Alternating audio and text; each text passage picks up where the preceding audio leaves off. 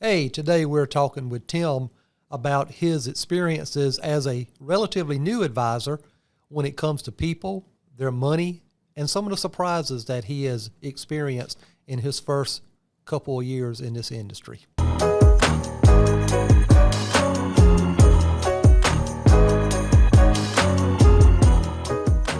Hey, everybody.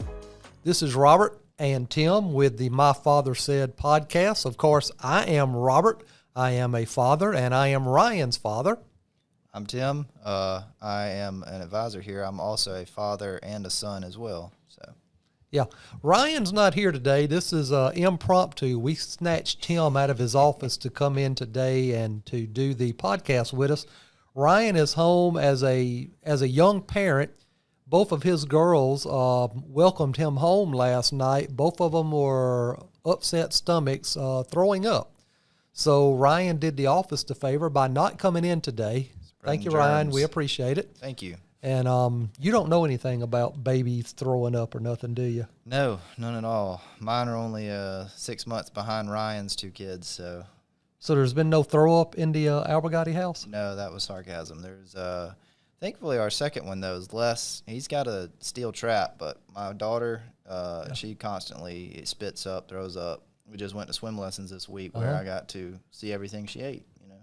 But in the pool? Later, it was just out the pool, thankfully. Just out the pool. I was about to say you were swimming in throw up. No, Yeah, that's probably not good.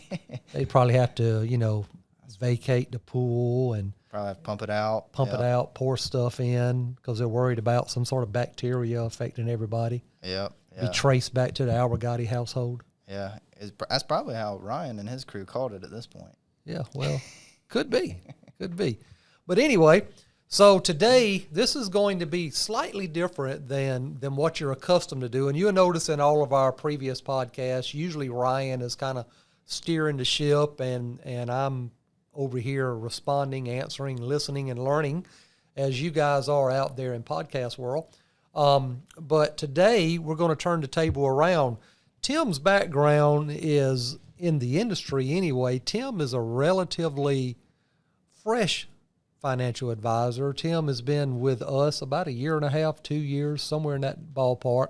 Yep. And in our industry, we consider anybody under 5 years as fresh because probably they haven't gone through a complete market cycle yet to see the highs and the lows of the markets.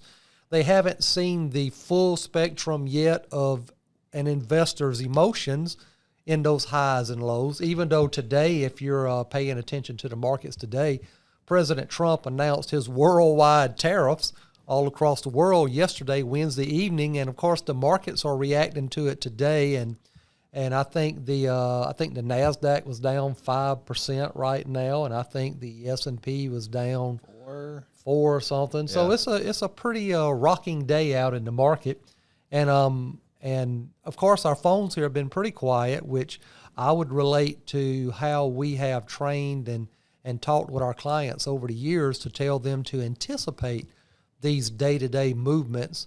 But nonetheless, it's times like this it gets things unsettled. So what I want to do today, Tim, is there are no questions on the table that have been rehearsed or anything like this. So this is a very frightening podcast for Tim because he doesn't know what I'm going to ask. I don't know what he's going to say. And Scott may be doing a lot of editing here. Scott, our producer. Going to really exercise Scott's abilities today. Yeah, so there's really no telling. So Tim, what I want to get into this about with you today, because I think a lot of our listeners out there, especially if they're new to investing, I think they might find some of your content interesting, just your experience in the last year and a half. So let me start by asking you this. When you looked at coming into financial advising as a career, did you have any preconceptions about the type of household that invested money, what their mindset would be, or just how they conducted themselves when it come to money? Did you have any type of preconceived ideas? Yeah, I'd probably say I had some premeditated, stigmatisms around people that were heavily invested in the market, or people that did that, and most of them were probably not right. And what those were in my mind, it was mostly for the ultra rich, and people were going to be in the market, constantly worried about, hey, I'm trading day in, day out. I'm constantly worried about what the market's doing, and a lot of just people doing a lot of that. And what I've come to see is some of that goes on in certain sectors, but what we see on a day-to-day basis is, hey, we're not here to make short-term games. We're here to talk about the long-term. And so you used a word a while ago. You said stigmatism. Yeah. My eye doctor tells me I have one of those. Astigmatism? Yeah. Is that the same stigmatism that you're talking about? I don't know. I think it could be interchangeable there. I know astigmatism is a shape of the eye, but then also I think astigmatism is like a preconceived idea or something. Well, look, so here's the deal. So in our podcast, apparently you don't listen to Ryan or I on this podcast. Oh, Lord. Because we've got a rule. We do not use words on here that we have to give the definitions to the listeners to. Because I like to seem like I'm involved and informed. And when you use words like that, I'm thinking, what did he just say? Stigmatism. My eye doctor said I had one of them. What's that got to do with managing money? So, yeah, you got to keep this thing simple, Tim. I mean, great day. People out there are driving, and they probably have just run off or pulled off to the side of the shoulder to capture themselves and say to themselves, what did he just say? Hey, we're bringing valuable information out there to the people. I see that. That's pretty good. That's pretty good. So, having that notion like you did, I remember when I started in the industry way back in the mid-'90s when I started. I remember when the gentleman who hired me was talking to me about managing money, he said something to me that I never actually considered. He said, now, when you go out and you bring on clients, and I thought to myself, go out, bring on? Wait a minute. You mean they're not already here? And I remember that because I got to thinking to myself, well, my gosh, Linda and I are close to broke. I'm going to go out and become a financial advisor to people. And the only people that I really knew were people like Linda and I. Yep. Young, starting their families, not really having assets to speak of, had a lot of debt, but not really a lot of assets to speak of. And I was tasked with building my career off of people similar to me. It was then when I realized I'm probably going to starve, and I needed to do something else. So in talking with people when it comes to investing, and you're what? You're in your mid-30s? What are you? No, I'm 27. 27? Holy cow, he's in his mid-20s. That hairline gives it away. So, all right. So I guess what I'd like to ask you, being in your mid-20s, whenever... You know what? I'm 29. I don't know why I just said 27.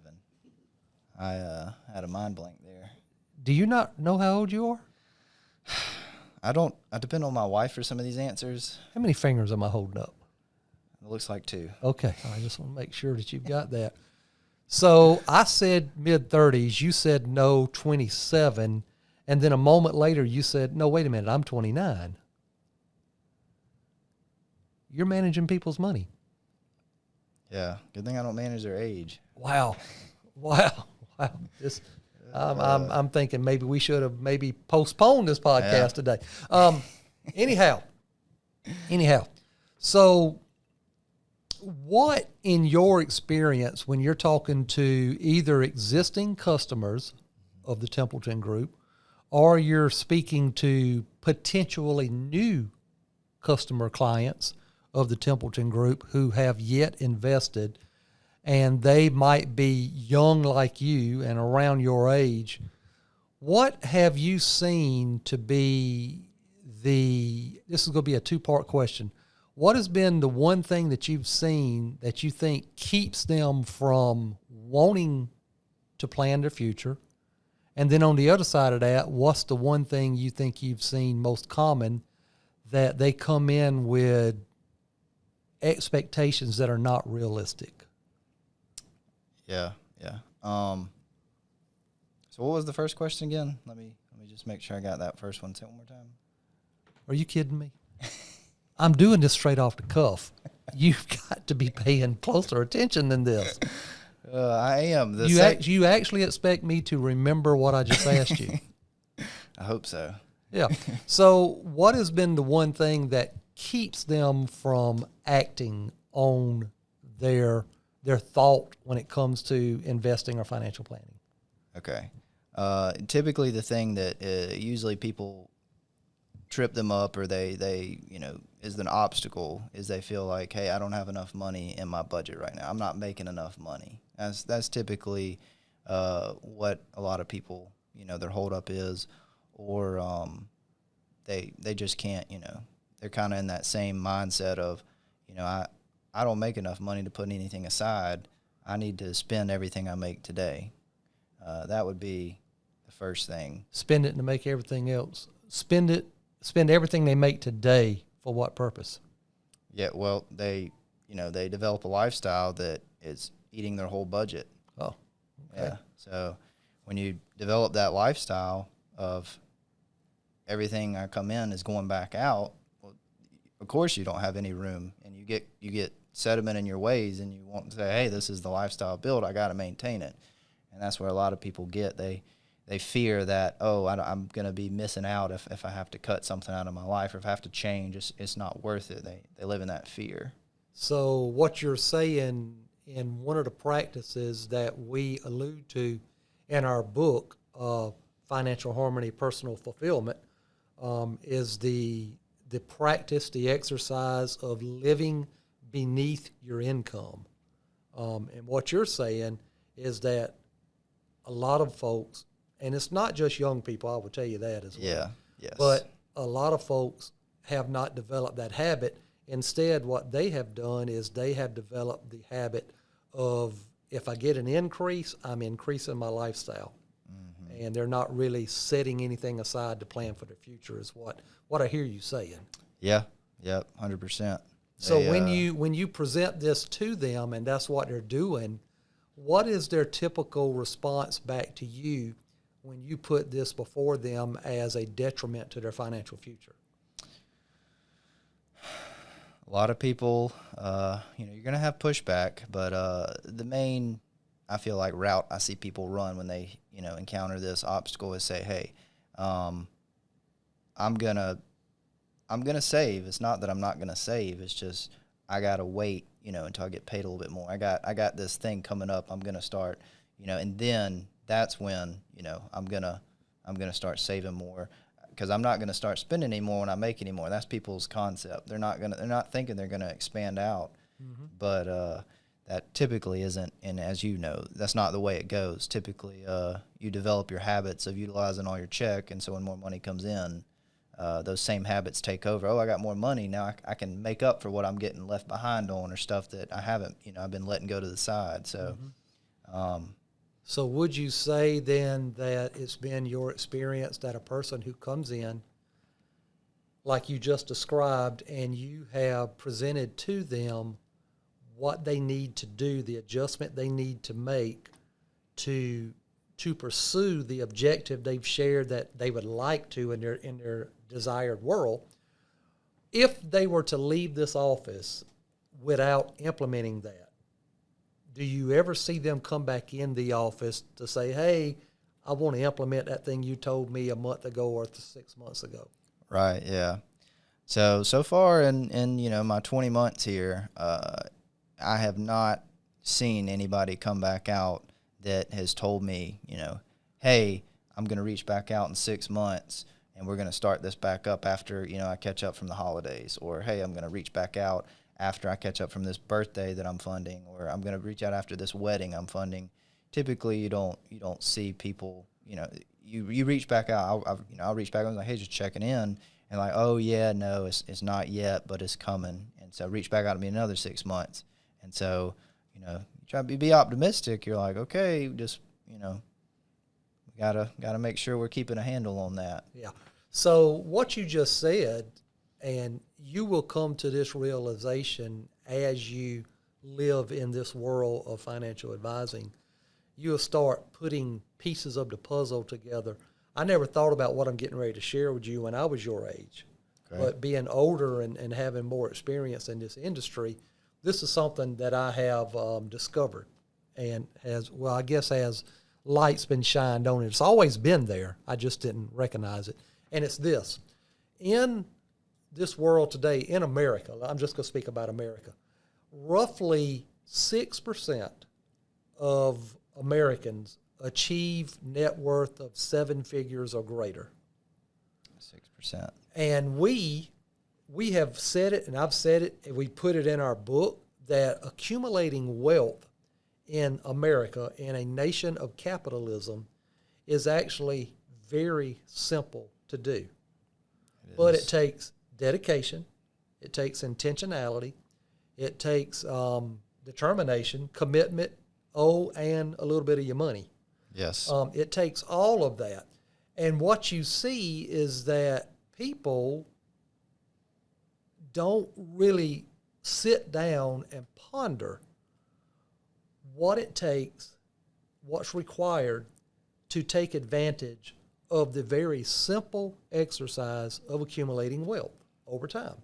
Yep. And it's really simple. So what you see is when the person comes in and you share news with them about the sacrifice they need to make today to accomplish what they want to make in the future, they walk out the door and they don't come back. And they are destined to be one of those 94%. Yep. Yeah. So that's what you identify, and that's what you just described just a moment ago when you put the solution in front of them or a strategy in front of them. Right. And they choose not to act. It's, well, I will do it later. And they walk out. Later never comes. Yeah. And then one day they wake up, they're 65, and they've got nothing. And they can't even count on the greeter job at Walmart anymore because that's going to be replaced by AI. Yeah. So I mean, they're going to put one of those made up human being clone things inside of there by the time you get to that point. Oof. And you won't know if that's a real person or not. Yeah.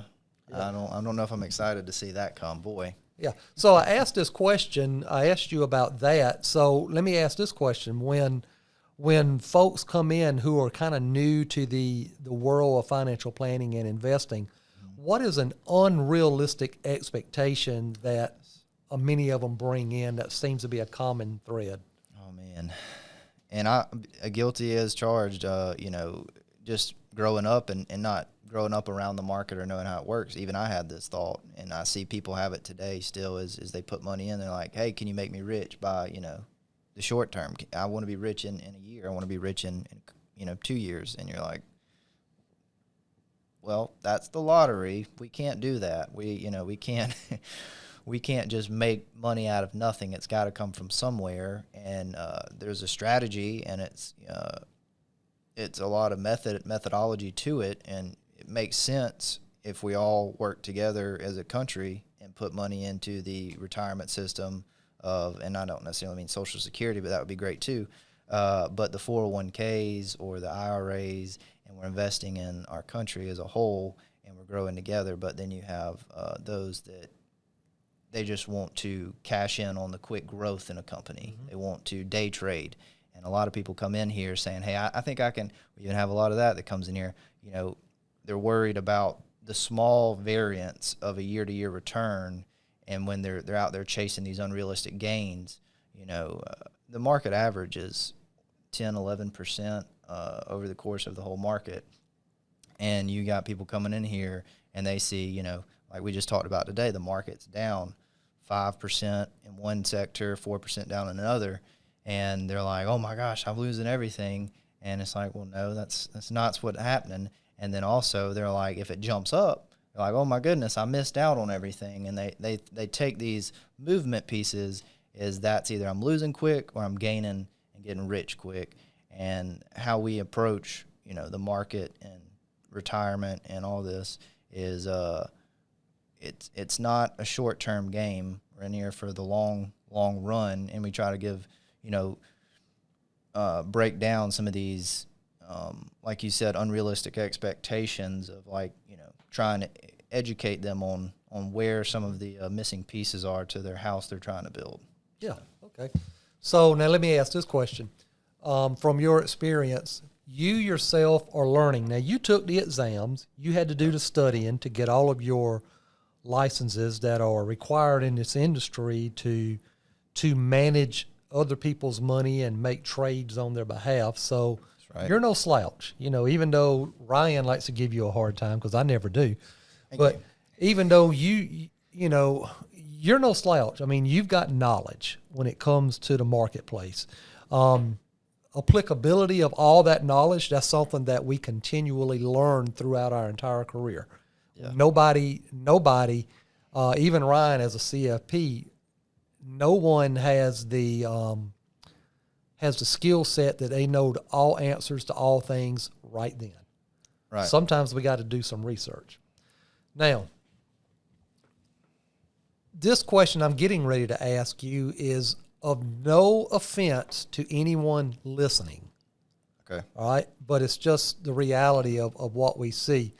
What would you call or what would be your opinion of the financial literacy of the average person stepping into the marketplace for the first time? Do you think they know as much as they think they do, or they're nowhere near as much as they think they do? Or just what is your opinion of that from what you've seen? The average person stepping in to the market for the first time. Definitely think there's a lot more to it than you could ever imagine. And like we just said, there's still so much. So when they come in, a lot of them have a particular specialization of some knowledge of the market or something that they've heard either on a podcast or a YouTube channel or a TikTok or wherever. And they think like, oh, wow, and they did a little bit of research. And really, when you start looking at it, it's, a small root in a giant plant. I mean, it's just one little tiny strand that, hey, there's a much bigger picture at play here that we try and look at. And people come in thinking they know it all, and you don't want to just down them. And some of them are actually very intelligent and kind of understand the main factors of what's going on. But then they can let other different shiny parts of the market or something new with that luster kind of get them off track. The big thing right now, and I'm not throwing any shade to cryptocurrency, but right now that's the new thing right now. A lot of people are in it. There's so much nuance to it. I mean, there's so many different terminologies out there. There's a lot of regulation that's to be decided. So right now I'd say that's that luster thing out there that a lot of people come to us with, and they're like, what's this crypto thing? I heard that's how I'm going to retire early. And I'm like, well, I mean, if you think, that, you might as well play some of the lottery tickets too. I mean, some people can hit it, but it's few and far between. If everybody was hitting it, we'd all be retired by now. Yeah. So now we were talking earlier before the podcast, and today you have met with two particular individuals. Yep. They're both similar in age, but they both have done something completely different. Without calling names or cities or where they live or what car they drive or anything like that, share with us the one who you think has got their eyes pointed in the right direction. Okay. Yep. So I think I know where I got that 27 years of age. I met with a 27-year-old, similar age as me, and unique compared to most of the most of the young adults these days. But he was in a pretty good mental space as far as when it comes to financially and honestly just, morals and how we're going to live our life day to day sustainably. Kind of thinking about that far term, not just the today satisfaction. But he, some of the great things he's kind of got in place is he's installed in himself, habits that he's created of, I'm going to live on this much, I'm going to save this much. Those are two non-negotiables. And Then outside of that, I'm going to live my life. Good deal. So you would say that he has developed a strategy. I would, yes. And he is committed to the strategy. Yep. And you would say that a person who has developed a strategy and are committed to the strategy probably has a greater probability of achieving their objective than the next person you're going to tell us about. Yep. All right. Tell us about the next person. Yep. And you met with this person today. Yep. Okay. So same type thing, same age group, honestly, 3 years difference. This gentleman was 30. Great person, great to talk to. Nothing wrong with him.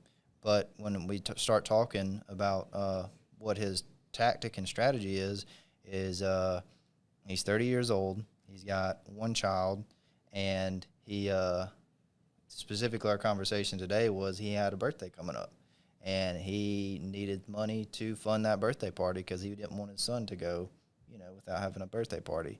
So the only means he knew to access, because he didn't have any room in his current, lifestyle, was to cash out his retirement. And so he had slowly been working it up, and this is 3 years worth of retirement that he's essentially cashing out for a weekend of a birthday party that his kid, we don't know that we'll remember it a year down the road. So let me rephrase what I just heard you say. This particular gentleman is he's under age 30. He's going to cash out his pre-retirement savings plan. He's going to pay a 10% early distribution penalty. Yep. He's going to pay state and federal income taxes. Yes. So that he can pay for a birthday party. That's what he's owning up to. Yep. Yeah. So what he is not considering, we would say, is the future value of money. Right. What money could grow to. So if he's 30 and that money of his, just say, make math simple, average 10% a year, that money for him would have at 37, 44, 51, 58, 65.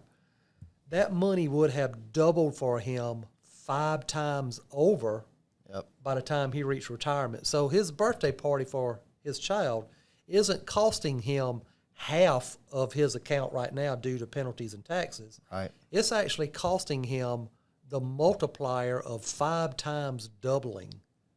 That's what the birthday party's costing him. And so, and you find that when you talk to people about that kind of stuff, they don't get it. It doesn't click, or they, at the moment, they seem to not care, or they might just be non-ambitious and are terrible at handling money. Yeah. I mean, a common thing you'll hear, and I'd love to hear your thoughts on this, but you'll hear people say, well, I don't know if I'll be alive in 30 years or 35 years. Yeah, you don't know if you'll be dead either. That's right. Yeah. So, average life expectancy for a man is what, 83? So sounds about right. There's a probability that you will make it. Now, not everybody does. Children pass away, unfortunately. Young people pass away, unfortunately. Wars happen, disease, sicknesses, things happen. But the vast majority of people, if you're born into this world, you're going to live a long life.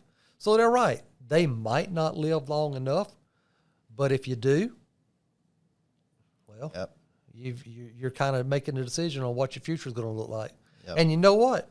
I'm willing to say that if somebody could do a thorough research on this, I know they can't, but if they could, all those people that said, I'm probably not going to live that long, probably 99% of them did.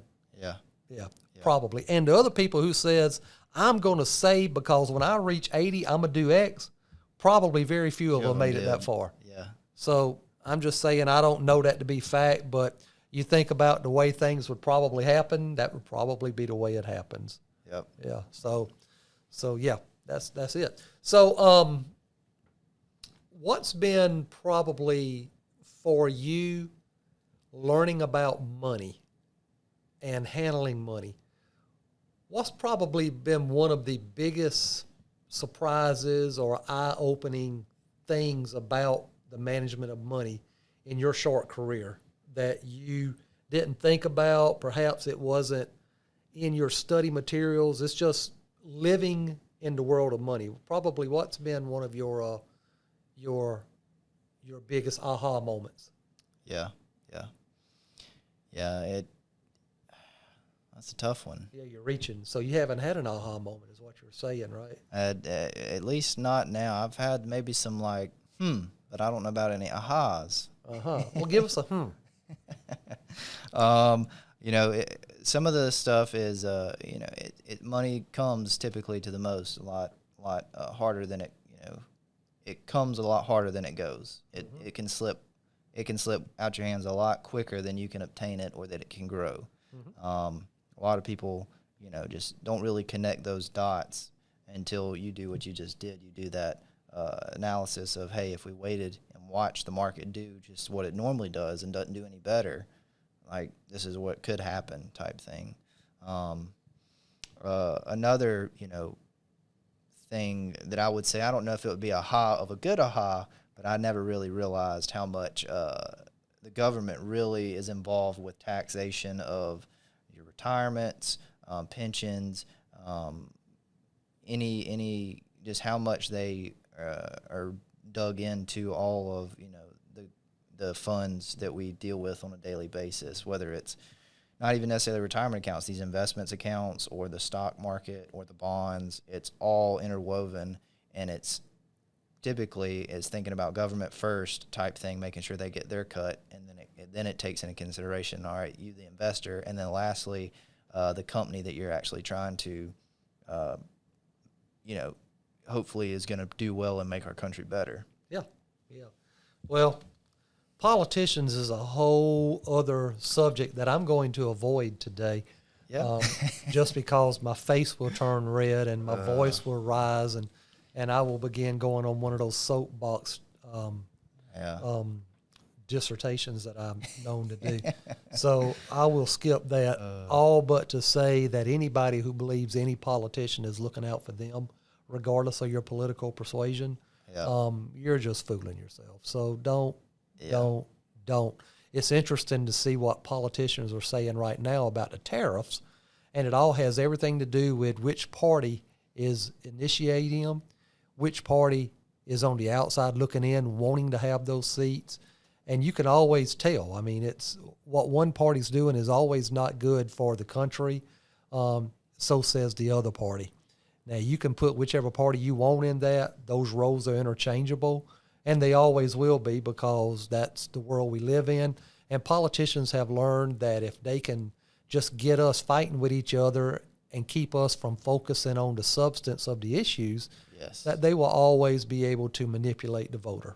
And that's just something that they do, and they're very skilled at it. Yeah. So, but I disdain all of them. And it wouldn't bother me if they were not like the hogs that Jesus cast a demon into and they all ran off the cliff and fell in the water. It wouldn't bother me one bit if that happened to every last one of them. I mean, and I say that in all sincerity, because I disdain politicians. I disdain politics anymore. I think it's legalized robbery in this country, and I'm doing just what I said I wasn't going to do. Slip off that edge. God almighty, you have taken me there. So I'm going to come back. So, Tim, as we get ready to wrap up this short section, by the way, we thank you for being willing to step in completely unrehearsed, sharing everything off the cuff, which is exactly what we're doing here. And Scott hadn't fallen out of his chair yet, so perhaps there's nothing in there that needs to be edited so far. Oh, he's asleep. That's why. So, is there anything that you would share with the potential financial planning client, potential investor? Is there anything that you would share now that you're a year and a half into this industry that you would say to them to encourage them to get started with their future? Yeah. You really just got to look at, I'm an analyzer, so I love to analyze things, but if we take it back to the simplicity of it, what you need to do is look at what your lifestyle is, and if you're able to, financially support it. And what that can look like is, hey, am I adding debt?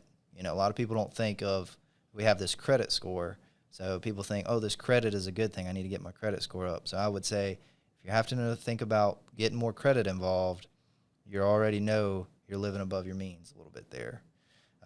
So I would say, look at your current lifestyle, and if you're having to reach into credit, or if you're at the end of the month, you're sweating bullets because you're thinking about reaching into credit, that's when I would say, hey, let's talk, and then also let's look at what's going on, because that's where you don't want to be.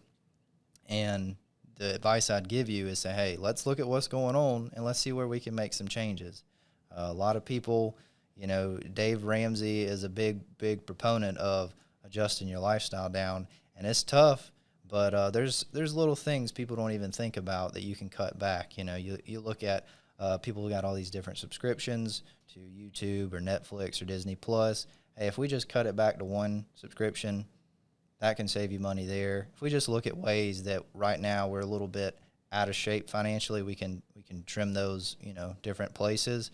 That can save you there. And if we do nothing else, take that a little bit extra money and actually save it, that's where we can, really start to turn your life around. And not only that, your psychology or your mental psyche is tapped into your money. You talk to somebody who is not having to worry about making rent this month versus somebody who's got a 6-month emergency fund set aside. You can just see it mentally, and probably check their blood pressure too.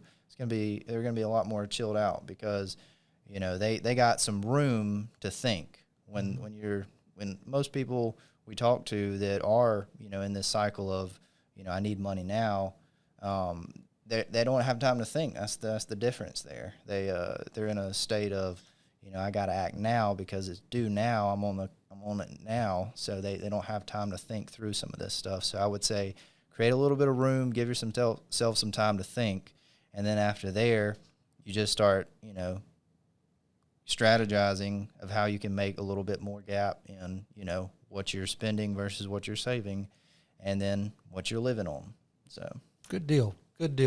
Well, guys, that's about all we've got today. Tim, again, we want to thank you for being willing to step in here and be the experimental co-host today. Yeah. And you did good. You didn't fall out the chair or anything, so we appreciate that. Before we leave, I wanted to share this thing I read or I've heard in a podcast recently.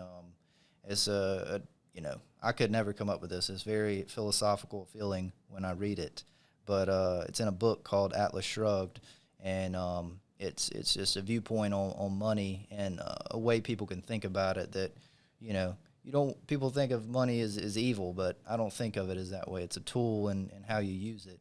But and this is what the book says. It says, money, it will take you where you wish, but it will not replace you, the driver. It will give you your means for the satisfaction of your desires, but it will not provide you with desires. So, when I read that, I tell other people, you're the one choosing what happens with the money, the tool you're given, and it may satisfy your desires the short term, but it's not going to replace your desires once it's all used up. Good deal. Appreciate that. All right, guys, as we get ready to wrap this thing up, let me try to do my best Ryan Templeton interpretation as I can, or whatever it is. But here's the deal. So here's our book. We, for a good while, were number one on the new releases in Amazon. We're no longer considered a new release, so now we're kind of in that group there. But anyway, we're trying to get on the New York Times bestseller list, and you can help. But we need you to buy our book. Go to Amazon and jump on there, if you will, and get it. You can get it in hardback, paperback. You can get it in the Kindle version. We have an audio version coming out very soon. It's already been recorded and is being having everything fine-tuned on it, so it's coming out very quickly. So do get the book. If you do get the book, also go to Amazon and leave us some reviews. We like reading what you think about it. I'm really disheartened that Tim here chose to quote some other book instead of one of the quotes in our book. But don't take that personally. Remember, he's a newer advisor, so he doesn't really understand the marketing game just yet, which is fine. He needs to be managing money anyway. So that's a good deal. So go check us out. You can see us on our website. It'll be on the screen whenever you look at it. But for those of you who are not looking at it on YouTube, it's Columbia-Cornerstone. Wait a minute. No, it's Templeton-CornerstoneColumbia.com. See, I don't even know what our website is. So go to that. Go to our Facebook page, The Templeton Group. Go on YouTube and look us up, The Templeton Group. And My Father Said podcast, and we would appreciate any comments that you were to leave in there. So with that, he's Tim. I'm Robert. We'll see you next time.